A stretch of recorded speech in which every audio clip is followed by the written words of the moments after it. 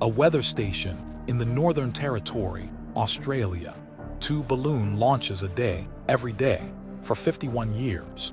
This one goes up at 9:15 in the morning. Balloon number 4402. Standard hydrogen fill. Standard instrument box on a string. The technician has done this over 3,000 times. He logs the release and goes inside for coffee. He takes it black. That detail is on file. No reason is given. For the first 90 minutes, the flight is textbook. Pressure falling as the balloon climbs. Temperature falling with it. Position updating every second. Everything where it should be.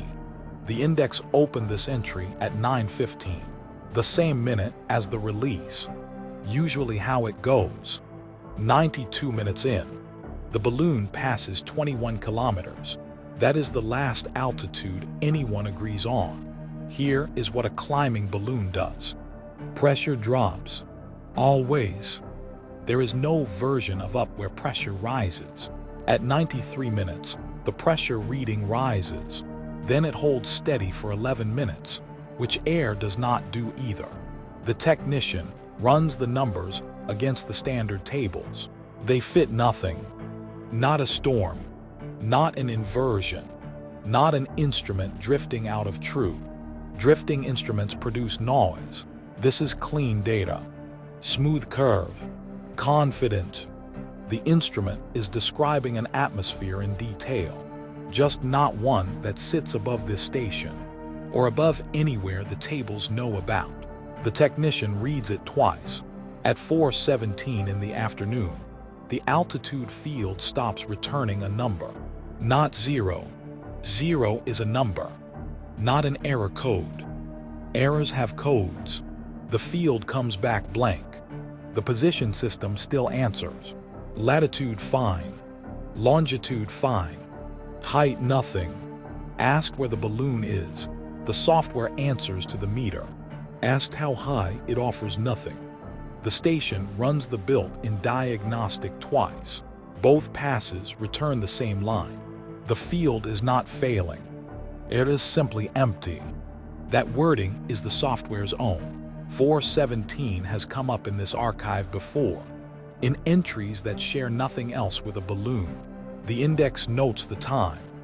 The index does not explain it. The balloon should have burst by now. They always burst. Thin air, big balloon, 2 hours, bang.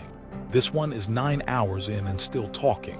By evening, the readings have been checked against every atmosphere on record. This planet at every height. Then the neighbors. Venus is wrong. Mars is wrong. The big gas planets, the moons with weather, all wrong. The system appends one line to the file. The profile does not resolve to any known atmosphere. It measured somewhere. That part is not in doubt. Air pushed on the sensor, and the sensor wrote it down. The technician stays past his shift. He does not file a fault report. There is no box on the form for this. Transmission ends at 10:41 at night.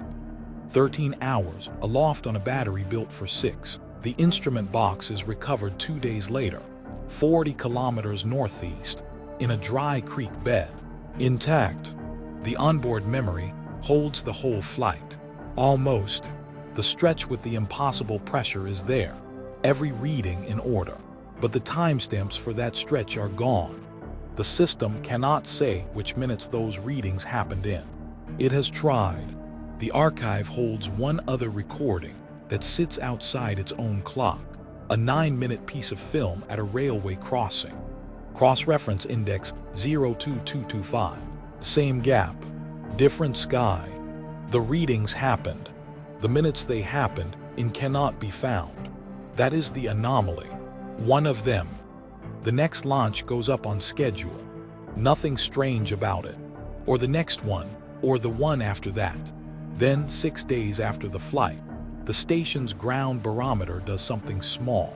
For 1 minute, at 4:17 in the afternoon, it reports a pressure off the impossible curve.